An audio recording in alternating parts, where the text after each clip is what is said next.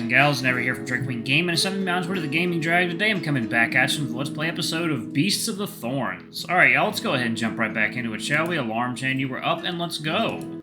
Alrighty. Feel free to sit down. I sat where Lucas just sat. Amor slid into the seat to my right, and Chris sat on the same side as Ostrom. Ostrom offered Amor and Chris a plate of each of his steaks. Try it. This place has great aged steaks. Chris looked at Ostrom as if he was waiting for an order. Amor thanked him and started chewing, and Chris watched Amor start eating with his knife and fork. How much do you usually eat, Mr. Ostrom? Not necessarily. The closer I get to the full moon cycle, the more calories I burn, so I have to eat more. If I don't get enough protein, I lose my hair. I drink protein shakes instead of water when I'm busy, but I do want to eat a good meal when I have time.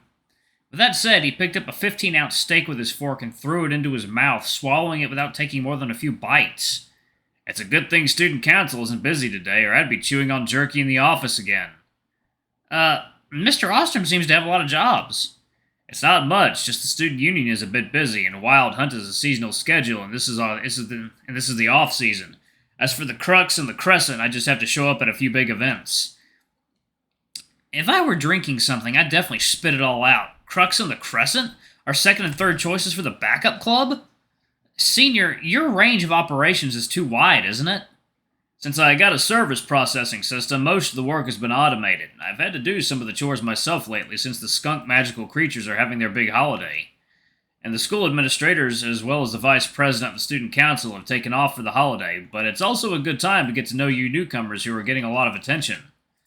You're too capable, Mr. Senior. Anyone can work hard at this level. The most troublesome thing is the coordination. The joint meeting between student organizations is stinky, long, and ineffective. I just had a chance to cut off the chairman's work in the name of hosting you guys. What about you guys? Are you settled in? It'll take a while longer, but since it's a single room, it's okay to tidy up slowly. What kind of fraternity is Wild Hunt, anyway? I'm glad you asked. We're an organization that upholds a traditional cultural event known as the Big Game. Wasn't the Great Hunt an event during the Old Wars when demons hunted humans? You have a big misunderstanding. After the reconciliation between humans and demons, the Great Hunt has become an interracial friendship sport, and even humans used to participate in it. The main purpose is to enhance communication between different races. It's a sport that promotes peace. And what do you hunt now? Ha! Hess, don't you be afraid. No life was harmed in this event. There's a wooded area north of the school with a tower of 1,000 mirrors in the center that produces a philosophical alchemy simulacrum life form we call the thorn bird. Jesus Christ, that was a mouthful. The extracts of this bird are valuable alchemy ingredients. It is these birds that we hunt. The creatures come in groups of two, the hunters, who hunt the birds, and the rangers, who locate the prey. So whether you're a big, strong, or smart creature, you'll be able to find your own spot. Don't look at Mr. Lucas. He's one of the best rangers. I'm trying to remember something from a show I used to watch. Yeah, what is it? Some kind of goat from Tom Goes to the Mayor. Anyway, second, y'all. Coffee time.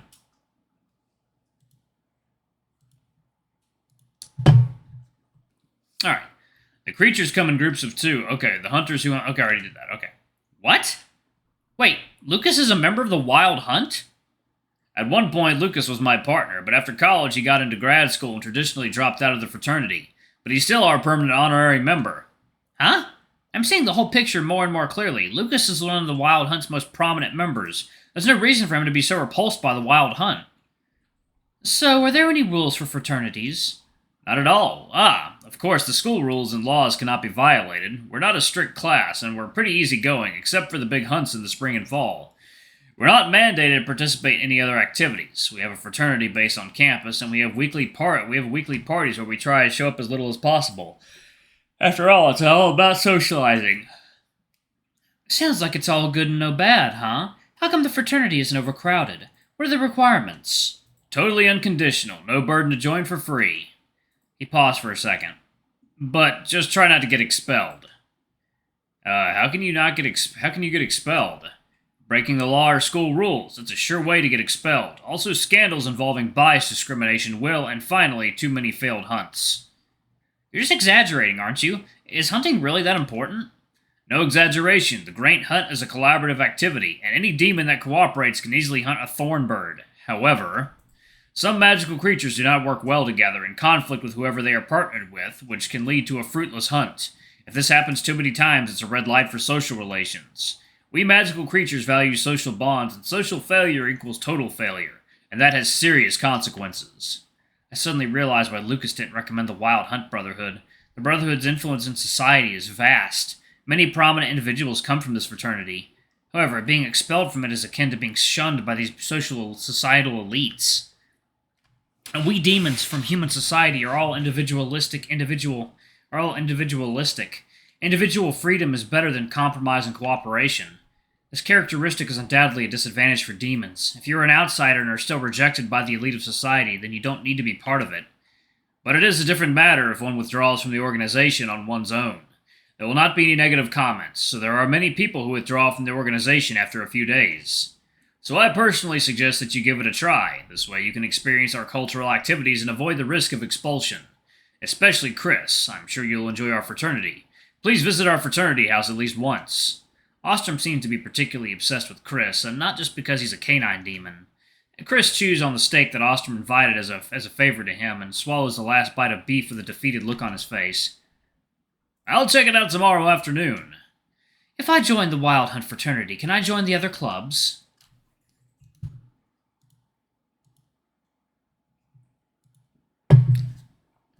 It depends on your schedule, after all. As a chairman, I hold a bunch of positions, but the Grand Hunt is something you absolutely cannot skip. Many distinguished alumni come to attend. During that time, I'll delegate the student council's affairs to the vice chairman. Professors will also excuse absences from classes, and there won't be any penalties. I don't have to look to know that Amore's hand is making a fist under the table and his heart is screaming, yes.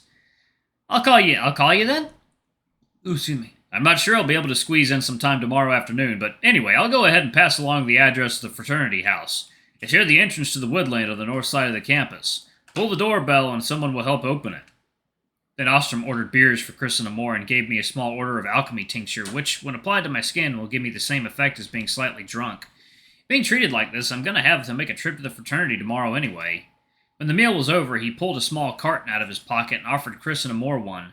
They shook their heads and declined. Ostrom then pulled a stick out of the box and held it in his mouth. I thought he was going to smoke. I didn't realize it was a clean tooth bone. The three of us watched in mute silence as he elegantly chewed on a clean tooth bone while chatting. Ostrom was more like a husky than a legendary werewolf. However, we ended up chatting for a while. Ostrom could hold conversations about each of our respective majors and even recite specialized terminology. This guy's intelligence is no less than Amore's. When Amore mentioned wanting to transfer to shamanic medicine, Ostrom could immediately provide a list of textbooks for the transfer exam. However, he also believed these achievements were nothing special, just a level of effort any ordinary person could achieve. There probably aren't many ordinary people like that in the world, Senior. It seems that even Ostrom is very intelligent. He's a bit lacking in common sense. But chatting with him is still very enjoyable. Soon the restaurant would be closing, and we wouldn't linger around. The operating hours here are much shorter compared to the university on the other side, probably because of the smaller student population.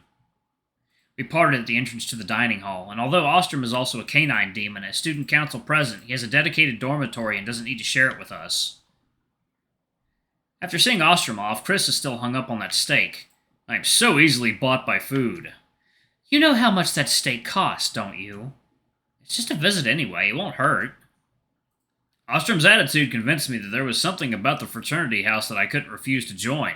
It's a bad feeling to go to a meeting knowing there's a catch. He really likes you. Amore and I are seen as your accessories, whether there or not doesn't matter. That's where I'm hesitant. I want the three of us to stick together, and if we can't all graduate from Wild Hunt, then I'd rather not participate.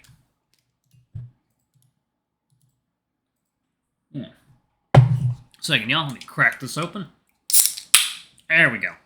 That's the sound of love. I don't know. Okay. Chris really has a canine beastly vibe in this regard, very persistent about building his own group. On the other hand, Amore tends to act independently, and he holds a certain level of resentment towards Chris's unconscious pressure. But one can quit at any time, so I think it's acceptable. Now it's time to learn from the foxes. If there's fat to bite, do it decisively, and if things start to go wrong, slip away immediately. And also, we walked as we discussed, and soon arrived at the hostel. After a brief exchange of good nights, we returned to our respective rooms. It's been a long day. I took off my helmet, a weight off my shoulders. I gently wiped the dust off my helmet. Since I have no eyelids now, I have to rely on artificial darkness to sleep. In addition to turning off the lights and pulling the windows closed, I have to wear the helmet to make it dark enough. But I'm afraid of the dark. I've never slept well these past few days. Whenever I'm plunged into sightless darkness, memories on the other side keep flashing back. The government demon counselor knocking on my door in a rude manner, forcing me to face the fact that I was abandoned by my family. My father's cold eyes, my mother's tearful eyes, and my brother's disdainful eyes. These eyes glittered in the darkness. I couldn't tell if I was in a dream or in reality. I tried not to sleep, but the silence of the night was worse than the darkness. I feel as if I am the only one left in the world. In the face of such loneliness, the effects of anxiety are magnified, tearing my sanity from inside of my body. I can't even take sleeping pills. I hold up my hand, which has just had a drop of alchemy tincture, and recall how I felt when I was just drunk. Perhaps I need more of this substance. Lack of sleep impinges on my concentration, and I have a heavy course load to catch up on. Sleep for today, and ask Ostrum tomorrow how to get his hands on more of these potions. I turned off the lights, put on the helmet, and lay on my bed, staring at the total darkness inside the helmet, and eventually went to sleep. I wake up in the morning and my non-existent head feels groggy and swollen. I used to try to avoid doing things that gave me headaches, like getting drunk, staying up late, or getting annoyed about things. But now the headaches are kind of pleasant, as if my head were still there. I sat up from my bed as pale daylight shone through the curtains on my cell phone, the time that illuminates the top screen. 8 o'clock. Not too early and not too late for a college student who doesn't have to go to class. I decided to freshen up first to wash away the tiredness. Go into my private bathroom and test the hot water with your hand first. In my previous school dorms, there was usually a shortage of hot water at this time of day as everyone fought to use it. There was also a time where there was an insufficient water pressure due to the plumbing problems, resulting in a time when we had to use the gym bathrooms a kilometer away. Second, yo. Oh, that's good. Luckily, there was plenty of hot water. I stripped off the clothes I slept in last night and buried myself in the hot water pouring from the shower head. The muscle soreness I'd accumulated from the long trip was slightly relieved. However, as the physical discomfort eased, the mental uneasiness increased. Suddenly, there was a knock on the door. Knock, knock, knock. I was in the freezing cold. It's not them. It can't be them. It can't be them. I'm safe here. I whispered prayerfully to myself. I tried to calm down and turn off the shower with shaky hands. I heard Chris's voice at the door before I even got out of the bathroom. Yes. Hey? I'm gonna see the professor. Is there anything I can bring you back? No, I have to go out later too. Professor Malachite is looking for me. Physical examination? What's wrong? I don't think so. It's probably just like needing more information, right?